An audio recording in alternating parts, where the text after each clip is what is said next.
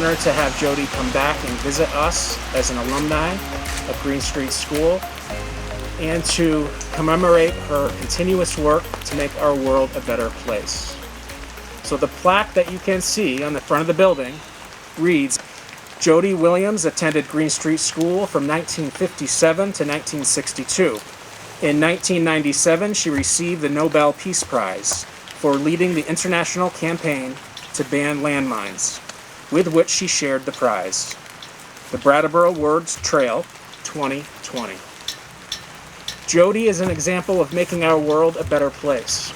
And we all can do this with our words, but more importantly with our actions. And maybe we have another Nobel Peace Prize winner in this audience today. Students, no matter what age you are, you can make a difference. And Jody is a great example of that. Jody, welcome back.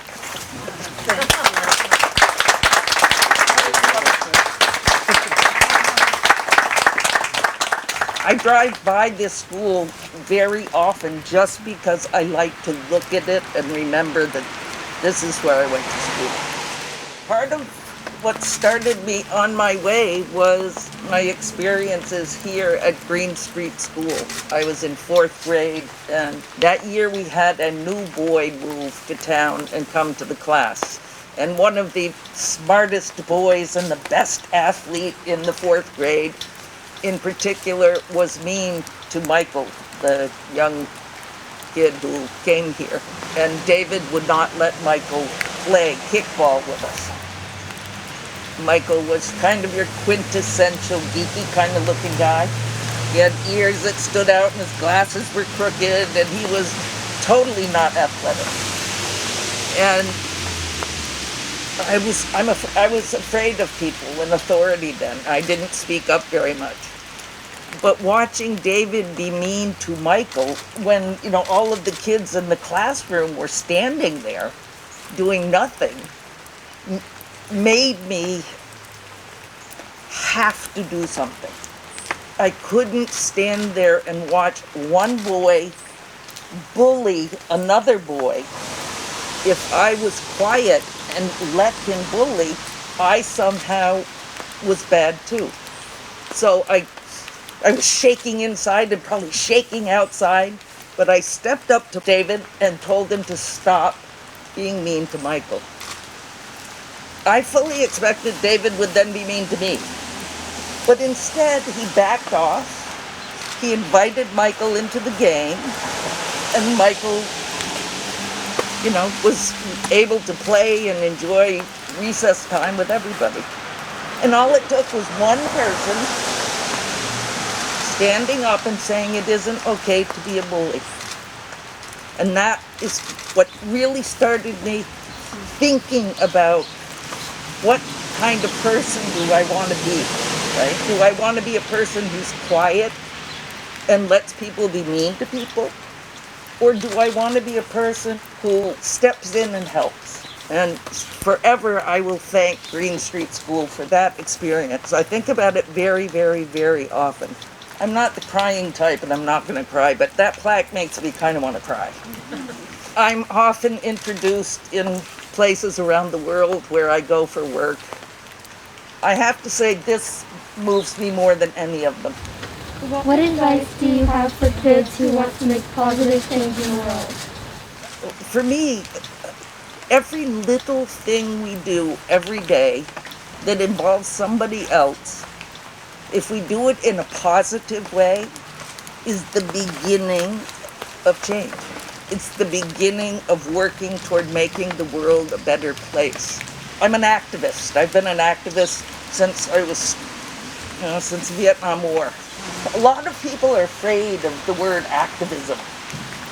You're going to act, you're going to protest, you're going to demand your human rights, and you're going to demand that you be treated equally. All that activism is act.